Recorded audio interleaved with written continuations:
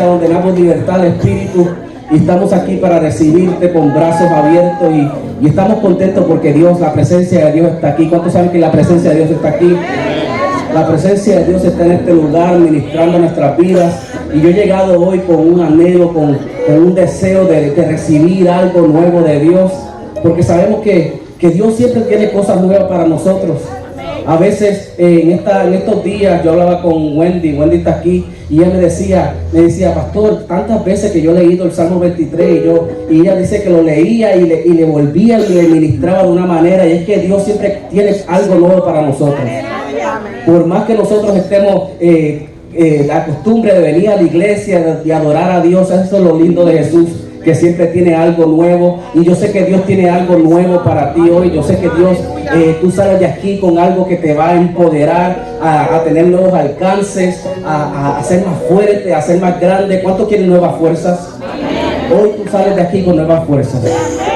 Hoy tú sales de aquí lleno de nuevas fuerzas. Amén. Y hoy estamos contentos en este día. Nos va a traer la palabra la pastora principal de la cosecha. Un aplauso a ella.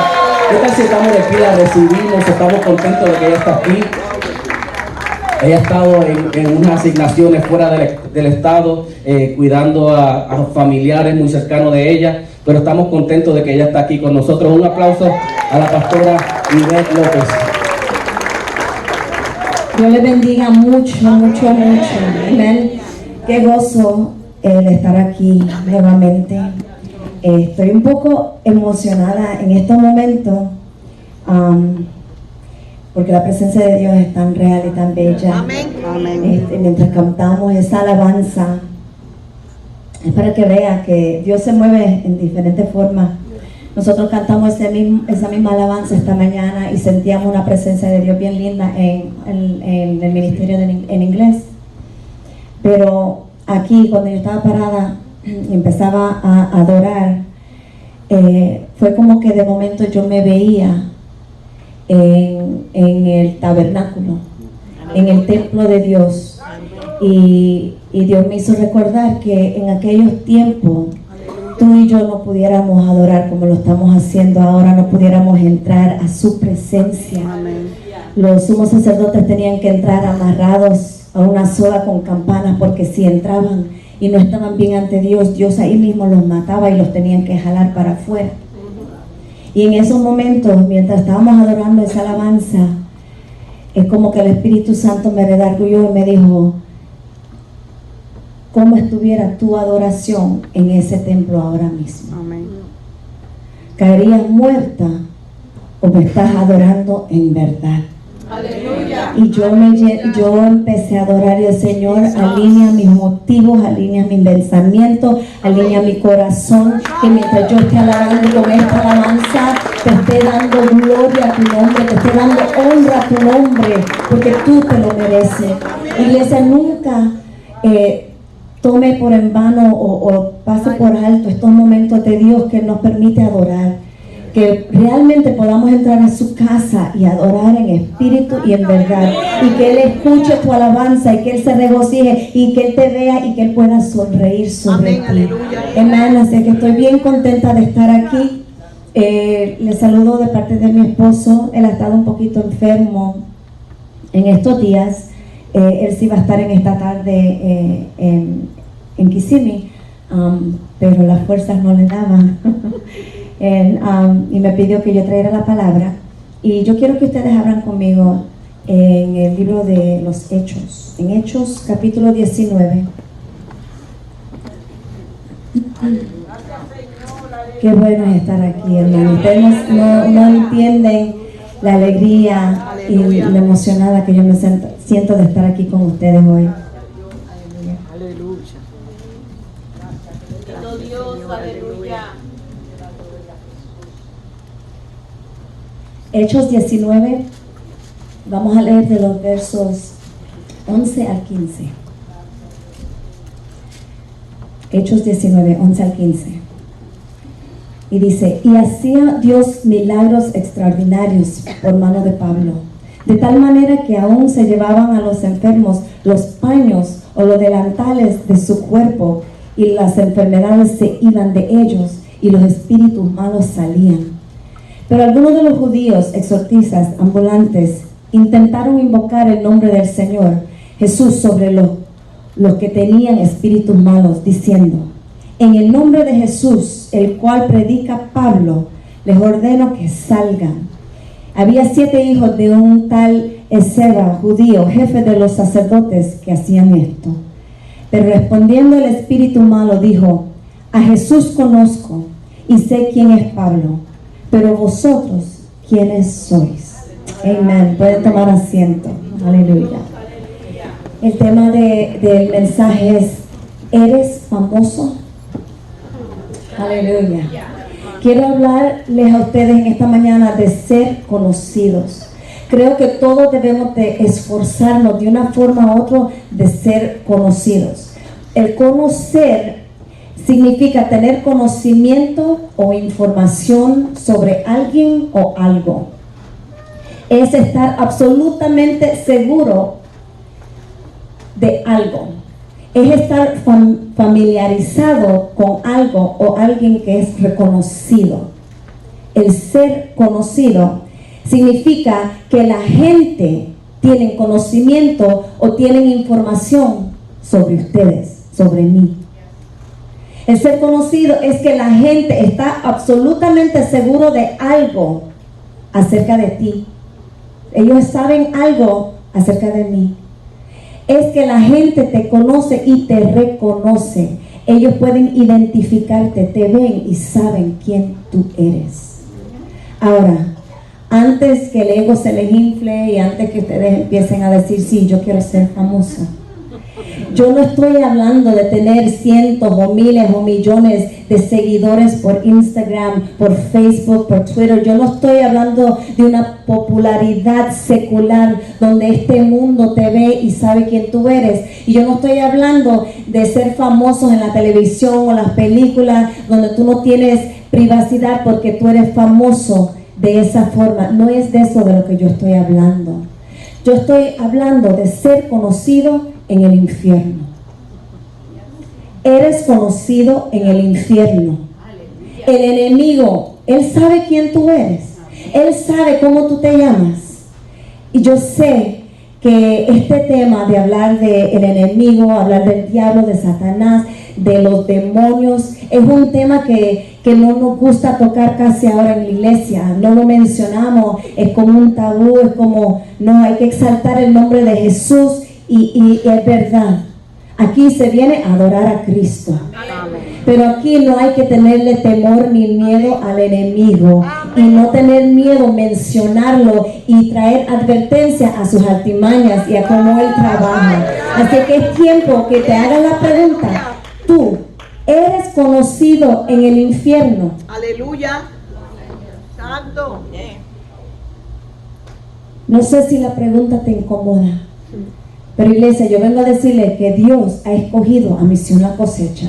Misión La Cosecha ha sido escogida por Dios para ser un faro de luz en esta comunidad, en este mundo. Y es tiempo que esta iglesia se pare firme, que sepa en quién Él ha creído y que le haga frente al enemigo. Es tiempo que esta iglesia se haga una iglesia peligrosa. Sé que somos llamados a amor, a amarnos el uno al otro. Sé que somos llamados a ser pacificadores, a mantener la paz, a llevarnos bien. Pero es tiempo que entiendan que también fuimos llamados para ser peligrosos. El enemigo tiene que temblar. El enemigo tiene que saber quién tú eres y debe de huir. Amén. Aleluya. Jesús y Pablo, ministerio poderoso. Donde quiera que ellos iban, las vidas, las personas, sus vidas eran transformadas, eran cambiadas. Todo con quien ellos hacían contacto, con quien ellos hablaban, eran transformadas. Ahora yo te pregunto, cuando tú caminas por las calles, cuando tú entras a un sitio, cuando tú hablas en tu trabajo, en tu escuela, cuando tú hablas a la gente que te rodea, estás siendo un instrumento de Dios y estás cambiando vidas, estás transformando vidas. O entras y sales y nadie se percató que tú eres un hijo de Dios, que tú eres un ungido de Dios con una asignación divina.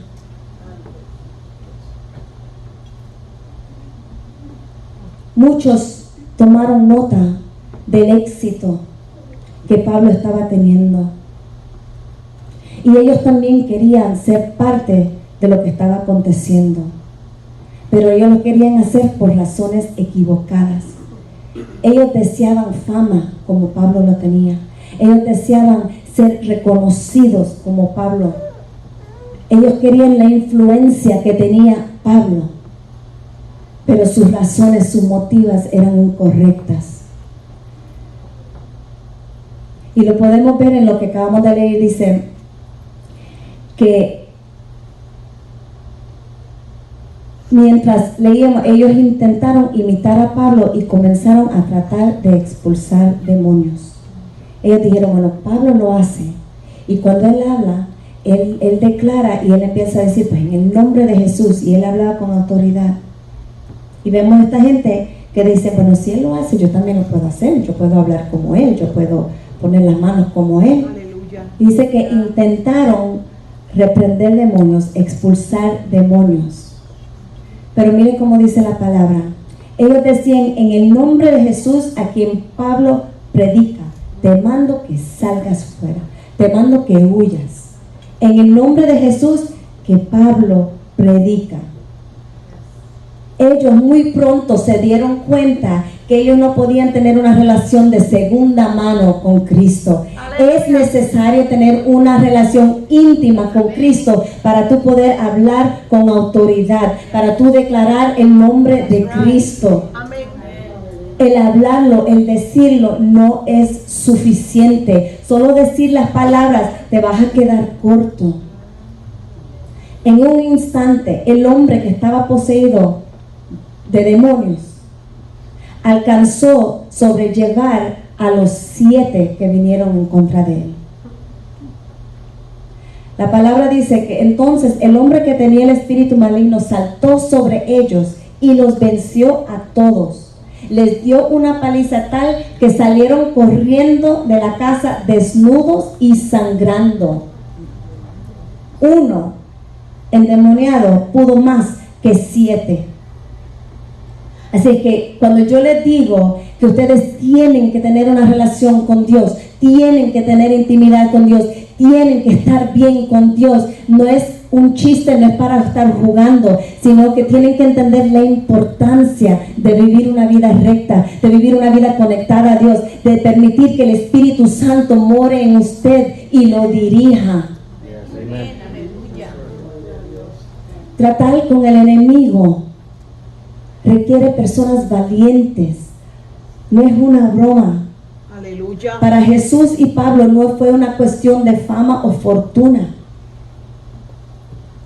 Ellos sabían a quién habían creído. Ellos sabían su llamado. Ellos sabían lo que estaban haciendo y por qué lo estaban haciendo. El enemigo le dijo a Jesús, Jesús lo conozco. El nombre de Jesús era conocido y se sabe muy bien quién Él es en el infierno. El infierno conoce el nombre de Jesús. El diablo sabe quién es Jesús. Él trató de asesinarlo cuando él era un bebé en Belén. El enemigo trató de tentar a Jesús él mismo. El enemigo trató de empujar a Jesús que se tirara por un barranco. Y ciertamente el enemigo tuvo que ver e influenció a Judas para traicionar a Jesús y llevarlo a la cruz a ser crucificado. Porque Santiago 2:19 dice, también los demonios creen y tiemblan. El nombre de Jesús es conocido en el infierno. Mateo 8:29 dice, y clamaron, diciendo, ¿qué tienes con nosotros, Hijo de Dios? ¿Has venido acá para atormentarnos antes de tiempo? Demonios hablando con Jesús, atemorizados, con miedo, porque sabían quién era Jesús. El nombre de Jesús es tan y tan poderoso que incluso después de su ascensión al cielo, todavía hasta el día de hoy, hay poder en el nombre de Jesús. Tú y yo declaramos el nombre de Jesús y la gente son sana. Tú y yo declaramos el nombre de Jesús y hay libertad. Tú y yo declaramos el nombre de Jesús y milagros ocurren. Hay poder en el nombre de Jesús. Todavía estamos sanando en el nombre de Jesús. Pero debes asegurarte que cuando clames ese nombre, que cuando te pares a declarar sobre esa enfermedad, cuando te pares a declarar sobre tu situación, ¿cuántos aquí atravesan situaciones en esta vida? Y a veces la situación crece o se hace gigante y a veces nosotros nos vemos frente a la situación y estamos orando y estamos pidiéndole a Dios y estamos declarando. Pero asegúrate que cuando tú estés declarando, tú estés conectado de verdad a Cristo. Porque esto se hace fácil, hermano. El venir a la iglesia se convierte en una costumbre. El venir a adorar, brincar, levantar las manos, se hace fácil. Hasta el predicar se puede convertir en algo secundario a rutina. El tocar, el servir en la iglesia. Ahora, pero mantenerte conectado a Dios, mantenerte en intimidad con Cristo, mantener una búsqueda a diaria, mantener una relación en la presencia de Dios, eso requiere disciplina, requiere tiempo, requiere un deseo genuino de estar ligado a Cristo. Tantas veces nos dejamos vencer por las situaciones de la vida, porque en medio de la situación, en vez de aferrarnos y conectarnos más con Dios y buscar su presencia, nos agobiamos con lo que vemos, con lo que nos rodea, y después estamos preguntando por qué y buscando a todo el mundo que ore por nosotros, en vez de pararnos firmes con un coraje santo y decirle al diablo: tú no puedes conmigo, tú no me vas a quitar mi familia, tú no me vas a tocar el cuerpo, yo te reprendo, Satanás. Hay que pararnos y hablar con autoridad que nos da el nombre de Cristo, pero no es solo hablarlo. El enemigo también dijo: a Pablo conozco. El nombre de Pablo también era conocido en el infierno. Pablo era el principal perseguidor. Siempre me trago con una. Y decía: ¿cuál será hoy, Señor? Él perseguía a las iglesias constantemente. Él estaba detrás de los cristianos. Él los ponía en la cárcel. Él los maltrataba. Él los mataba.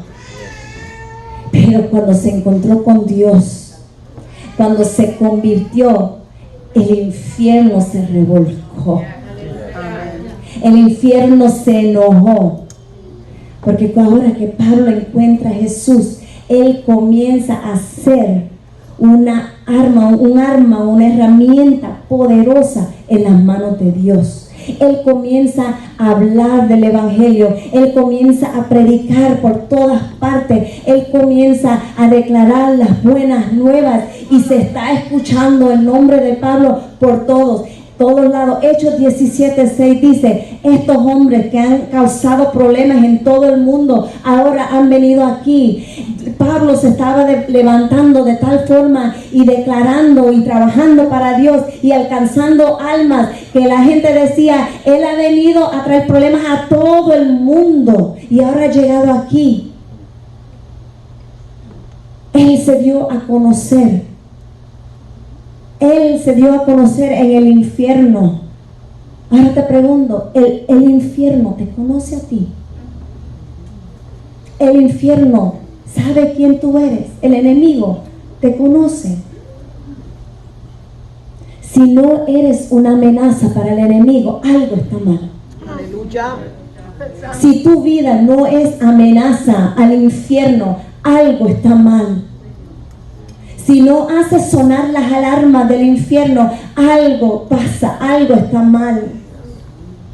Las palabras de la boca no son suficientes, sino una vida completamente rendida a Cristo es necesaria. Es necesaria para luchar contra el enemigo, con nuestro enemigo. Porque hay un enemigo, iglesia. No lo podemos pasar por alto. La palabra nos enseña que nuestra luchas no es con sangre ni carne, sino con las huestes, los principados, con potestades. Si nosotros pudiéramos abrir los ojos espirituales en estos momentos, nosotros viéramos unas guerras que se están desarrollando alrededor nuestro en todo tiempo, en todo momento. Y si tú crees que el enemigo se va a quedar con los brazos cruzados, te equivocas. Él está buscándote para matarte, para destruir, para robar. Aleluya. Santo Dios. Pero tenemos que vivir una vida rendida completamente a Cristo. Y Pablo vivía esa vida. Pablo vivía para Cristo. Ahora, no es solamente decir yo soy cristiano, yo pertenezco a Misión La Cosecha, sí, yo voy al campus de Orlando, yo estoy bajo la dirección del pastor Jorge y la pastora Ibeliz. Eso no es suficiente y eso no va a hacerle nada al diablo.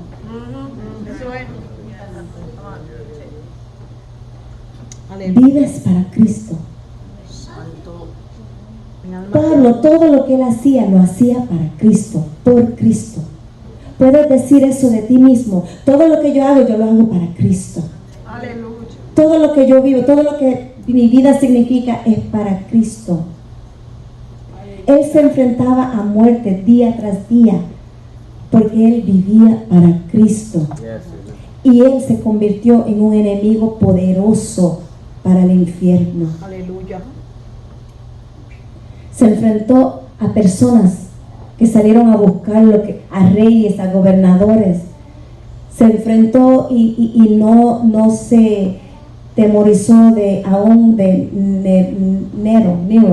Nerón, lo malvado que él era. Y él no se dejó atemorizar porque él vivía para Cristo. Soportó sufrimiento extremo, soportó dolor, soportó persecución por causa del evangelio. ¿Estás dispuesto tú a sufrir así?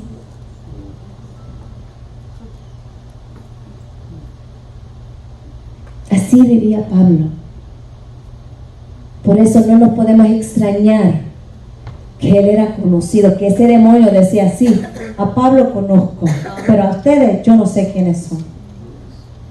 Hay un libro que es bien bueno, que se llama Why Revival Tarries, por el escritor Leonard Ravenhill, y él habla sobre la vida de Pablo. Y el libro se trata de que Pablo vivía y él se veía su vida juntamente crucificada con Cristo. Esa era su perspectiva. Él se veía crucificado con Cristo. Todo lo que él veía a su alrededor, yo estoy crucificado con Cristo. Y el libro empieza a hablar de diferentes atributos de su vida, cómo él se desarrollaba, cómo él vivía. Y a la verdad es tan lindo y para admirar. Pablo no tenía ambición.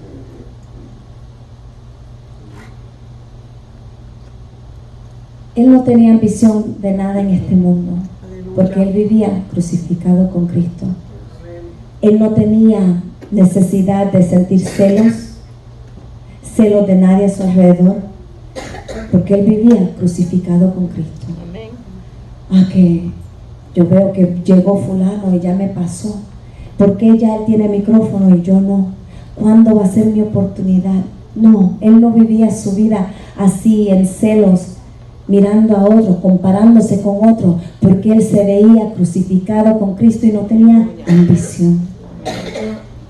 Su única ambición era el nombre de Jesús y la voluntad del reino de Dios. Era: Dios mío, ¿qué puedo hacer para ti hoy? Dios mío, ¿a quién le voy a hablar de tus buenas nuevas hoy? Dios mío, ¿a quién voy a ponerle la mano y sanar? ¿A quién le voy a poner la mano y reprender demonios? Él se desvivía, su ambición era cumplir la voluntad de su Padre. Él vivía sin preocupación de su reputación. Nada por qué luchar. Él se llama esclavo de Jesús. Amén, aleluya. Su identidad estaba en Dios. ¿Cuántos aquí dicen y anuncian al mundo que son esclavos? ¿Verdad que no es una palabra que nos gusta usar?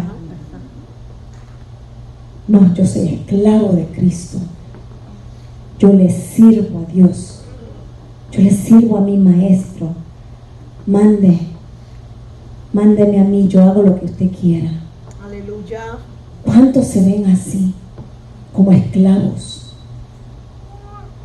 que solamente viven para suplir las necesidades del Padre y hacer su voluntad? Pablo vivía una vida sin posesiones, así que él no se preocupaba por nada. Él no tenía posesiones. Él sabía que todo lo que él tenía se lo había dado a su Dios. Amén. Él sabía seguro que Dios era su proveedor. Él vivía seguro que Dios iba a tener cuidado de él. Él vivía seguro que Dios iba a abrir el camino, que Dios lo iba a dirigir, que Dios le iba a ayudar, que Dios lo iba a fortalecer. Él vivía sin preocupaciones de poseer nada en este mundo, porque él sabía que su recompensa venía del cielo. Era para la eternidad, no para este mundo. ¿Y cuántas veces nos aferramos y trabajamos tanto por tener cosas materiales, por poseer cosas aquí, y que se nos hace difícil aún venir a la iglesia porque estamos cansados, estamos trabajados, nos depelamos por afanes, por poseer y obtener cosas materiales que no tienen significado? Yo no les estoy diciendo que tener cosas es malo, pero cuando estás aferrado a ellos, o cuando te preocupas por ellos, te preocupas por perderlos, pues estás enfocado en las posesiones y no en el Dios que suple, el Dios que nunca te desampara. Vivamos una vida despreocupado de posesiones. Pablo vivía una vida sin derechos, esclavo y sin derechos. Por ende, él no podía sufrir mal, porque él no reclamaba derechos para sí. Él no reclamaba que lo respetaran. Él no reclamaba que lo obedecieran. Él no reclamaba que comodidades en esta vida. Él no reclamaba ni buscaba derechos de placeres ni prosperidad. Así que él vivía su vida sin derechos y no sufría males, calenturas ajenas. Él vivía para Cristo, crucificado con Cristo. Pablo vivía una vida rota, ya estaba roto. Nadie podía romperlo. Aleluya. Ay, pero a mí tantas veces que me han herido, tanto que han hablado de mí, tanto que han dicho, cómo me traicionaron. Pero si tú ya vives una vida rota en Cristo, nadie te puede romper, porque tú sabes quién tú eres en Él, y no importa lo que diga la gente, no importa la opinión de los demás. Tú vives seguro de quién tú eres, porque tú te has roto completamente, te has desnudado ante tu Dios, eres vulnerable ante Él, y no importa lo que digan los demás. No pueden romper tu espíritu, no pueden entristecerte, no pueden atacar contra ti, porque tú has sido roto y estás completamente sano en Él. Él fue quebrantado a los pies de Jesús. ¿Y tú? ¿O todavía hay áreas que tú no permites que Dios entre? O todavía tienes paredes que tú dices, Señor, lo que tú digas menos esto. Señor, no me toques la llaga. Señor, ahí no. Señor, yo te sirvo, heme aquí, pero no me mandes para África.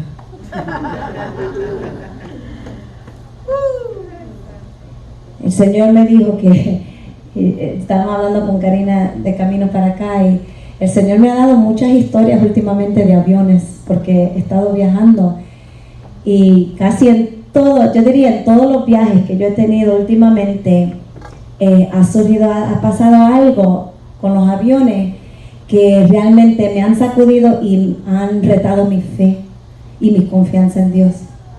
Y poco a poco yo empecé a poner los pedacitos del rompecabezas de mi vida y entendí que hace varios años atrás el pastor nuestro habló a mi vida y me dijo, Ivette, prepárate porque Dios te va a llevar a ti a viajar y un día tú vas a estar viajando a las naciones y vas a estar ministrando, así que prepárate. Y amén, gloria a Dios, es una profecía bien linda, amén, acepta Señor lo que tú quieras. Pero ¿qué pasó? Él no solamente soltó esa palabra y empezó a entrar en mí un temor de viajar, un temor a montarme en los aviones, lo que nunca. Mi papá vive en Tailandia, yo me monto en ese vuelo de 29 pico de horas y voy a Tailandia como si nada, hasta que me dieron esa profecía. Entonces era un temor que se quería apoderar, una ansiedad.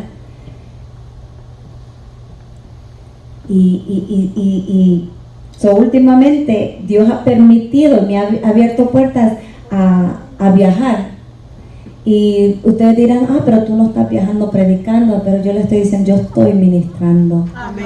Porque cada vez que yo voy a visitar a mi familia, cada vez que yo voy y atiendo a mi abuela, mis tíos, mis tías, mis primas, todos los que no conocen a Dios, ven que yo dejo todo atrás por estar ahí para una anciana que no tiene a nadie que la cuide. Todos los que están cerca no pueden sacar de su tiempo y cuidar de ella, pero la que viene de lejos, la que es cristiana, la que dice que tiene a Cristo en su corazón, viene desde Florida y la cuida, y estoy siendo testimonio a mi familia, y yo sé que ellos están tocados. Yo sé, ahora yo he estado viendo cómo mi familia se está uniendo más. Ahora yo estoy viendo cómo mis tíos se están acercando más. Yo he podido tener palabras con cada uno de ellos porque entre ellos había discordia, había enojo, habían cosas que no habían resuelto. Y desde que yo empecé a viajar allá, yo estoy viendo cómo Dios está obrando. Amén. Y yo sé que hay propósito, pero hay un enemigo que se quiere meter, me quiere temorizar, me quiere detener. Y yo tengo que decidir a quién yo le he creído, en quién yo me voy a parar firme. Y yo les digo, siempre que me monten en el avión y empiezan a anunciar, te estamos teniendo problemas de electrical problems. Ajá, así estoy yo. Oh my God. Señor, pero tú me dijiste, Señor, yo sé que hay propósito. Tú has declarado palabras sobre mi vida. Yo no tengo por qué temer. Tú estás en control. Tú eres Dios soberano. Tú todo lo puedes. Y empiezo a clamar. Y empiezo a depender de Él. En el último vuelo que yo traté de llegar para el campamento de mujeres, y se atrasó el vuelo de las 3 que tenía que salir, no salía hasta las 8:30. Y que tuvieron que cambiar el avión porque el que me iba a montar no servía. Y yo ahí todas esas horas esperando y esperando. Y déjeme decirle, la ansiedad quería apoderarse. Pero yo tomé esa decisión, Señor, no. Ya esto es un relajo, que todos los aviones algo les pasa. Esto es tú probándome. Porque tú quieres sacar de mí una mujer que te cree, una mujer de fe, una mujer que no se deja llevar por el temor o la ansiedad. Y en ese vuelo, pues yo, cuando me monté por fin, yo cerré los ojos y yo puse una música y estaba escuchando una alabanza. Y justamente cuando el avión empezó a correr, que ya se iba a despegar, salió esta alabanza. Dios es soberano, Él tiene el control, Él calma la tormenta, los vientos le obedecen. Y yo empecé a sentir una unción del cielo y yo cerré los ojos y yo dije, Señor, yo no voy a abrir mis ojos porque yo confío en ti. Y en esos momentos yo me di cuenta que cuando uno cierra los ojos en el avión, uno siente las cosas aún más. Y yo sentía que el avión me daba vuelta, que el piloto estaba dando vueltas, y yo dije, yo no voy a abrir los ojos porque yo confío en ti. Y déjeme decirle, no abrí los ojos y pude sentir la paz de Dios que reinaba. Y yo me sentí tan bien, y yo dije, Señor, tú me das la fuerza para poder. Señor, tú me das el deseo para seguir adelante. Tú me ayudas y me diste paz. Pero tú tienes que vivir una vida rendida, completamente rota ante Él, dispuesto a hacer lo que Él te mande, dispuesto a decirle, sí, Señor, heme aquí, a lo que sea. Porque las profecías, tus propósitos, mi llamado, todo eso suena tan lindo. Pero ¿de qué vale que tú comiences algo que el mismo enemigo se te pare a ti y te diga, a ti no te conozco ni te tengo miedo? Así que es importante vivir una vida quebrantada a los pies de Cristo. Pablo estaba muerto. Nadie podía matarlo. ¿Tú sabes lo que es vivir tu vida en una paz total, donde no le tienes miedo ni a la muerte? Yo quiero llegar ahí, para que cada vez que me monten los aviones, se caiga este avión o no se caiga, yo estoy bien. Porque Dios está conmigo, porque cierro los ojos aquí y los abro en la gloria de Dios. Así yo quiero vivir. Saber que yo estoy muerta y nadie me puede matar. El mundo no me puede hacer nada. Yo vivo conforme a su voluntad. Y Jesús lo dijo, que el que quiere ganar su vida la tiene que perder. Así que suéltala. No te agobies, no te afanes. Que lo que te espera es aún mayor, es más grande, es poderoso. Lo que pasa es que no podemos imaginarnos algo mejor que lo que estamos viviendo. Y Dios te dice, mira, yo he ido a preparar un lugar para ti, mansiones para ti, galardones para ti, cosas que tú no te puedes imaginar y nunca has visto. Así que yo no sé, pero eso debe de motivarnos a decirle, enemigo, tú no puedes matarme, tú no puedes matarme. Yo tengo una vida eterna en Cristo. Aleluya. Gracias, Dios. Pablo decía que él era lo menos de lo menos. The least of the least. Nadie podía humillarlo, porque él no se consideraba nada. Él era lo menos. Él se consideraba basura, lo que la gente desprecia ya. Así que él decía, nadie me puede humillar. Nadie puede creerse, decirme que yo no valgo, que yo no soy nada, porque yo no pretendo ser nada. Él había sufrido la pérdida de todas las cosas. Nadie podía defraudarlo. Si ya tú has perdido todo, si ya tú se lo has entregado completamente a Dios, ¿qué te van a quitar? Ya todo lo tiene Dios en sus manos. Nadie te lo puede quitar. Tu lugar está seguro en Cristo. Tu lugar en el cielo está garantizado. Nadie te lo puede quitar. Aleluya. Con razón, el infierno conocía el nombre de Pablo. Aleluya. El infierno, te vuelvo y te pregunto, ¿te conoce a ti? ¿Estás dispuesto a ser conocido como lo fue Pablo? ¿Quién eres tú? El infierno no estaba familiarizado con los hijos de Seba. Ninguno de ellos se había distinguido por tener compromisos con Dios, ni por valentía, ni por ser siervos de Dios. Y dice que uno endemoniado pudo con todos los 7 de ellos.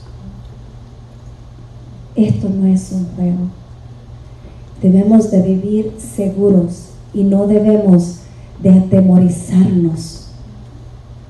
Porque si ustedes son como yo, que me crié en el Evangelio, en ese tiempo, cuando a veces en los cultos se manifestaba alguien endemoniado, y yo recuerdo que el pastor decía del altar, cierren los ojos, todos en comunión, comiencen a clamar, comiencen a reprender, asegúrense que ustedes estén bien y no abran los ojos, Porque si ustedes no están bien, el demonio lo vamos a reprender de y va a buscar en quién meterse, y que usted no sea que es el vaso que donde el enemigo se meta ahora. Y yo ahí asustada, con miedo, pidiéndole perdón al Señor. Perdona mis pecados, límpiame en estos momentos. Yo no quiero que ese demonio se meta en mi vida. Yo no quiero. Y yo le cogí un miedo a los demonios y a las manifestaciones de los demonios. Y por un tiempo, a causa de esas situaciones dentro de la iglesia, yo me quise atemorizar y quise detener mi caminar con Dios por temor a demonios. Y yo recuerdo que yo decía: Señor, te doy gracias por el día de hoy, el Padre Nuestro. Y oraba superficialmente: gracias por el día de hoy, gracias por mi vida, gracias por mi familia, bendícelo, bendice a fulano, bendice. Y algo bien superficial, porque siendo honesta, yo decía en mi mente: si yo busco más de Dios, si yo me acerco más a Dios, si yo me meto con Dios, voy a tener que ver demonios, voy a tener que lidiar con espíritus malignos. Y era un temor que se me había metido. Y dice: por no ver eso, mejor no oro mucho. Y yo me había creído eso, hermano, y yo no buscaba más de Dios, porque yo decía: si busco más de Dios, el enemigo va a querer atacarme, el enemigo va a pelear conmigo, y yo no lo quiero ver. Y por muchos años yo estuve así, hasta que un día, como el Espíritu Santo mismo me dice: pero entre más tú te metes, más tú me conoces. Entre más tú te metes, más autoridad tú vas a tener. Entre más tú me buscas, más tú sabes quién yo soy. Tú vas a tener una unción que ni van a querer acercarse a ti, porque te van a tener miedo, porque van a huir, porque van a decir: ay, sí, esa no, yo no quiero nada con ella. En vez de yo detenerme, yo me tengo que parar firme, pararme en esta palabra, tomar todo lo que la palabra dice. Lo cantamos aquí ahorita, que sabemos quién somos. Yo soy el que Él dice que soy. Amén. Así que Él dice que somos más que vencedores, somos sus hijos. Él mora en nosotros, y si Él mora dentro de nosotros, no hay por qué temer. Así que para enfrentar al enemigo, para enfrentar las situaciones de esta vida que a veces nos quieren detener, tenemos que vivir una vida completamente entregadas a Dios, a su reino, a su voluntad. Que las tinieblas sepan quién tú eres. Que las tinieblas sepan que tú eres un guerrero del cielo, del reino de los cielos, que tiene un ejército que acampa alrededor tuyo, listos para defender. Como decíamos, Él está con nosotros. Amén, aleluya. Pero para eso tienes que estar armado. Sí, Señor. Tienes que vivir la palabra. No solamente leerla, vivir la palabra. Tú tienes que ser obediente a ella. Ella tiene que cobrar vida en ti. Tú no puedes vivir una vida conectada a Cristo sin leer la palabra. Vas a estar anémico, vas a estar débil. Necesitas cubrirte con la palabra, leer la palabra, conocer la palabra, porque es la palabra que te va a dar los dardos que tú necesitas lanzarle al enemigo cuando él quiera venir contra ti, cuando él se crea que él puede contra ti, y tú te vas a parar y firme: no, tú no puedes conmigo. Tienes que tener una vida de oración. Esto suena tan básico, tan elemental, y es lo que todos sabemos, pero es lo menos que queremos hacer. Es lo más que nos cuesta hacer. Sabemos que es necesario, sabemos que debemos, sabemos que es la respuesta, sabemos que nos va a ayudar, pero es lo menos que queremos hacer. Si Dios te levanta de madrugada, levántate. Si Dios te despierta y te inquieta, levántate, aunque tengas sueño, aunque estés cansado, levántate. Por algo Dios te está inquietando, para que te levantes y ores, para que te fortalezca, para que crezca, para que te mantengas conectado, para que puedas discernir su voz, para que puedas ser dirigido más. Tenemos que orar. No podemos seguir viviendo una vida sin oración. Sí, Señor, aleluya. Al menos que tú estés bien, que el enemigo no te conozca. Pero si el enemigo no te conoce, es porque tú no eres una amenaza. Y si tú no eres una amenaza, es porque tú no conoces a Cristo. Porque el momento que tú le dices sí al Señor, tú te conviertes en un instrumento de Él. Tienes que vivir una vida con una fe audaz. Atrévete a creerle a Dios para todo. Atrévete a decirle que sí a Dios para todo. No entiendes los detalles, no sabes cómo va a suceder. Dile al Señor, sí, yo te creo. Sí, yo sigo adelante. Sí, yo te obedezco. Sí, ayuda mi fe, Señor. Yo quiero tener una fe audaz, atrevida. Y termino con esta pregunta. Si un espíritu maligno cuestionaría tu identidad hoy, ¿qué tú le dirías? Si el enemigo hoy se para frente a ti y cuestiona quién tú eres, ¿cuál sería tu respuesta? Vamos a estar puestos de pie.